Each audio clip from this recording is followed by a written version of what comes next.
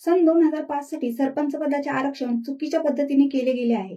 सध्या हे आरक्षण अनुसूचित जमातीचे आहे, परंतु निवडणूक निर्णय अधिकाऱ्यांनी जाहीर केल्याप्रमाणे 2010 ते 2020 चे आरक्षण पुनरावृत्ती होणार नाही असे आहे, परंतु प्रत्यक्षात याची पुनरावृत्ती झाल्याचे चित्र दिसत आहे. 2010 मध्ये अनुसूचित जमातीचे आरक्षण दिले गेले होते. 2005 पासून 2015 पर्यंत जिल्हा प्रशासनाने जाहीर केलेले आरक्षण आणि प्रत्यक्षात निवडणूक निर्णय अधिकाऱ्यांनी केलेली अंमलबजावणी चुकीच्या पद्धतीने झाल्याचे समोर येत आहे.